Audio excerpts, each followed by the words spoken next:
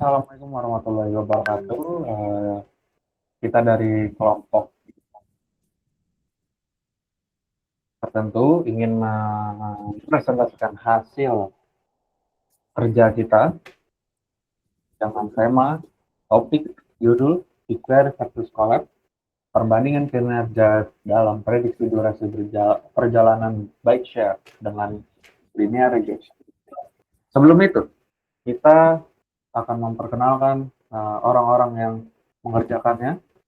Ada uh, Mas Agung Widianto dengan NIM 01, Emren Prasetya dengan NIM 15, Chelsea Deo dengan NIM 16, saya sendiri Arif Putra dengan NIM 17, dan Brian Nugraha Wiono dengan NIM 52. Next.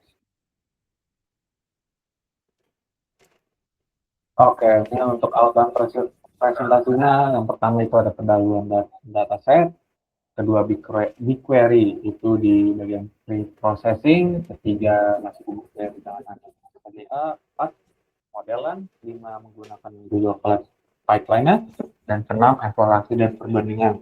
Next.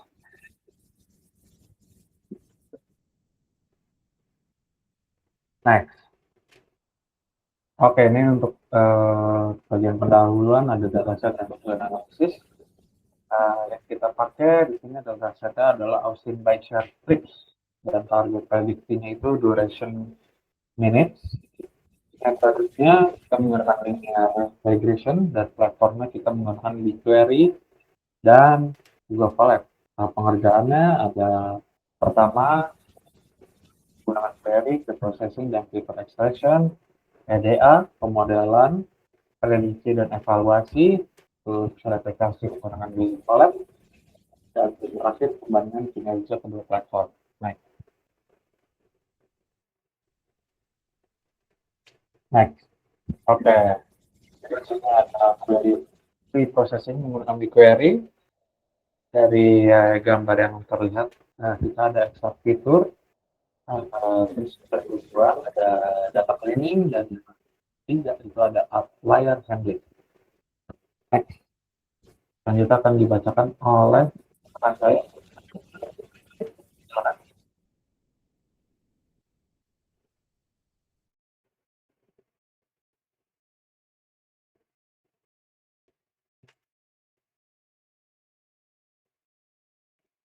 Oke, selanjutnya itu EDA untuk skema table dan distribusi subscriber. Ini adalah hasil setelah data dibersihkan dan siap dianalisis, yang dimana untuk jumlah subscriber itu dia komunikasinya singkat, dan warm itu penggunaan rekreasinya. Selanjutnya, dan ini untuk EDA convert subscriber type, yang dimana ini ada distribusi jumlah trip dan rata-rata durasi per tipe pelanggan. Di sini bisa kita lihat untuk lokal 365 yaitu berada di dengan jumlah trip itu 387, 709 trip, dan rata-rata durasi itu 13,54. Untuk wall up-nya sendiri, untuk subscriber type wall up itu di 257, 128 trip, dan rata-ratanya itu di 39,04. Dan ini untuk tren trip per tahunnya, di mana dinamika pertumbuhan penggunaan bike share dari waktu ke waktu, dan ditemukan di tahun 2013 itu didominasi tiket harian. Dan di sini bisa kita lihat di dalam datanya itu dia berada di 1255 trip, dan annual membership baru mencatat 2 trip di awal layanan, di mana tren menunjukkan pergeseran dari penggunaan harian dan pelanggan jangka panjang seiring waktu.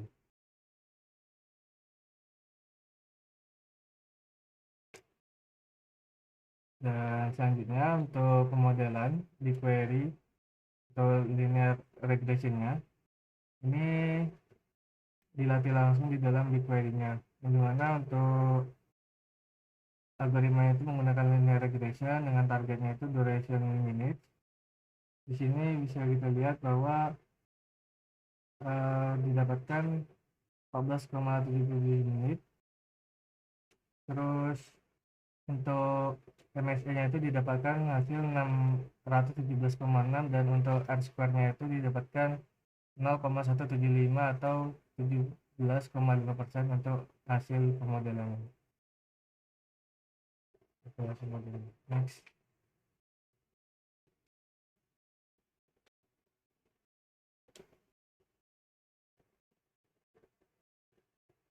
Dan untuk prediksinya itu didapatkan hasil sebenarnya untuk prediksi ini dideploy untuk menghasilkan kolom predicted duration menitnya.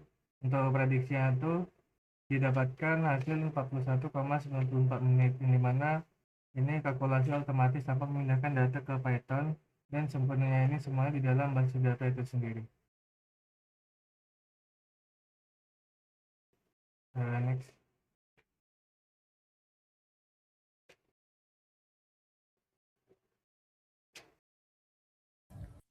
Untuk bagian berikutnya ada evaluasi dengan ML Evaluate. Di sini bisa kita lihat bahwa untuk ringkasan matriksnya itu ada pertama ada mean absolute error sekitar 14,7 sekian, kemudian ada mean squared error, ada mean square log error, kemudian ada median apps error, ada R square error R kuadrat, dan kemudian ada S-plane variance sekitar 0,1752. Next. Kemudian ada setup install library dan autentikasi untuk pengerjaan di Colab.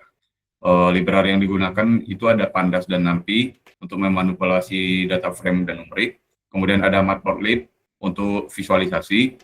Kemudian ada Google Cloud BigQuery untuk koneksi ke API dengan BigQuery-nya langsung. Kemudian ada Skiller untuk split data dan linear regression. Kemudian ada Google Colab dan Authenticator untuk autentikasi ke Google.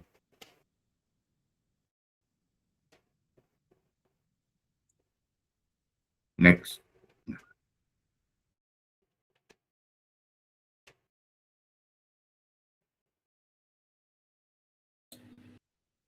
Oke, untuk tahap selanjutnya ada koneksi BigQuery dan load dataset, di mana data ini diambil langsung via SQL query, kemudian kita konversi menggunakan Pandas data frame. Nah, untuk hasil load datanya sendiri itu ada total baris sekitar 100.000, kemudian total kolomnya ada 7 dengan format Pandas DF, kemudian metodenya sendiri itu adalah client load query to data frame. Keunggulan sendiri dari pendekatan ini itu tidak diperlukan untuk mendownload file CSV, kemudian memori menjadi lebih efisien, kemudian data akan dikonversi langsung ke data frame tanpa melalui konversi manual. Selanjutnya ada bagian EDA dan visualisasi data. Seperti yang dapat dilihat bahwa ada beberapa plot yang kita tampilkan, yaitu seperti distribusi duration minutes, kemudian distribusi jam mulai perjalanan, kemudian distribusi subscriber type, kemudian juga ada box plot di bawahnya. Untuk temuan sendiri yang bisa diperhatikan bahwa distribusi duration per underscore minutes itu bersifat right scale, kemudian mayoritas perjalanan sendiri adalah perjalanan yang singkat, kemudian lokal 365 dominan dalam volume trip, walk up dan 24 hour cenderung durasi panjang, kemudian puncak jam penggunaan itu pada pagi dan sore hari, dan aktivitas tertinggi itu sendiri terdapat di hari kerja. Next, ada bagian pre-processing dan training model Colab yang kita lakukan. Untuk pipeline-nya sendiri itu kurang lebih ada cleaning, kemudian kita melakukan encoding, kemudian kita men-split data ke 80/20, kemudian kita melakukan training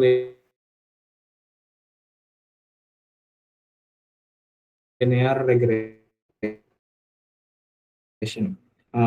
Mungkin pipeline yang lebih jelasnya itu bisa, yaitu satu, kita menghapus duplikat dan missing values. Kemudian kedua, kita menggunakan dan kita mengekstrak hour atau jam dan day of week. Kemudian kita melakukan label encoding ke tipe subscriber. Kita juga melakukan standard scaler pada fitur numerik, dan kemudian kita melakukan pembagian splitting data untuk train 80 dan test itu 20. Kemudian kita melakukan linear regression model.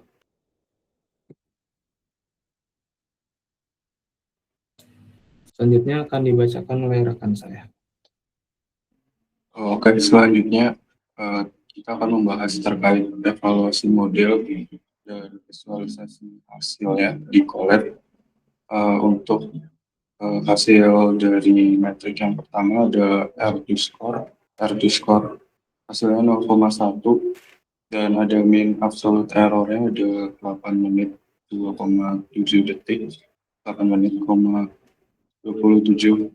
Terus ada RMSE sekitar 10 menit dan ada MAPE ada sekitar 103%. Kalau dilihat dari visualisasinya, dari ketiga visualisasi di atas, ada visualisasi aktual versus predicted, yang mana hasilnya belum terlalu bagus, tidak mengikuti garis yang ideal. Lalu ada distribusi errornya yang cenderung left skew, dan ada koefisien fitur-fitur dari model seperti subscriber type encoded, day of week, dan hour. Next.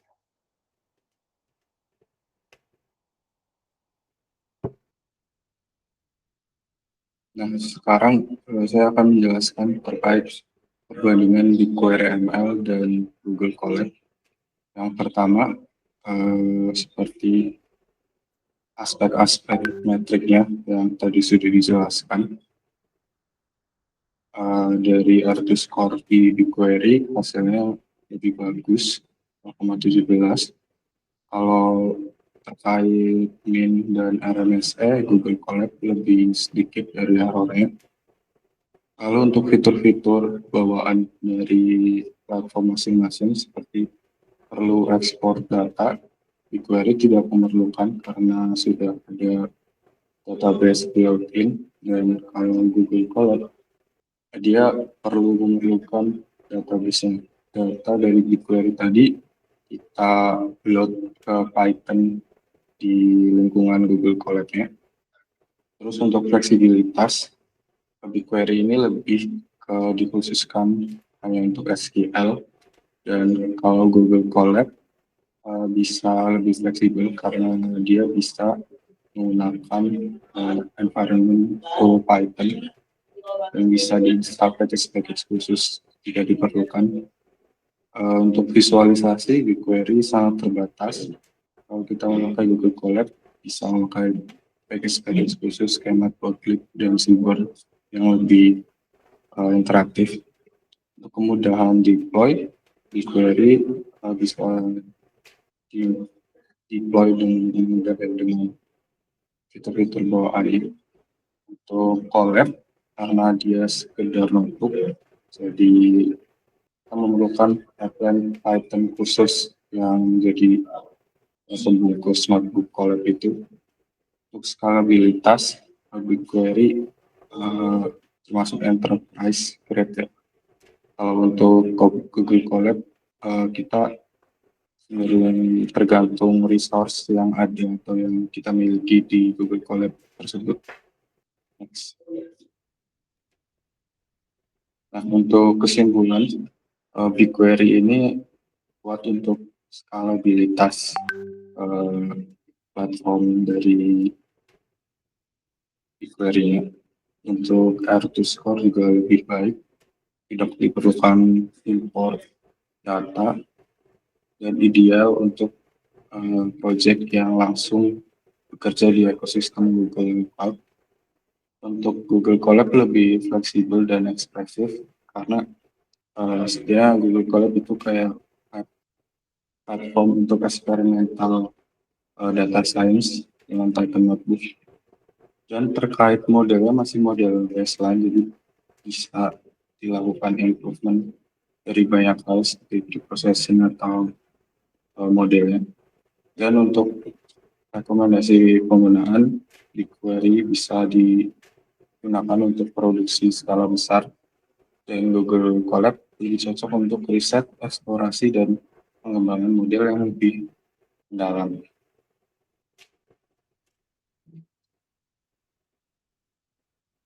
Mungkin sekian dari presentasi kelompok kami. Kurang dan lebihnya mohon maaf.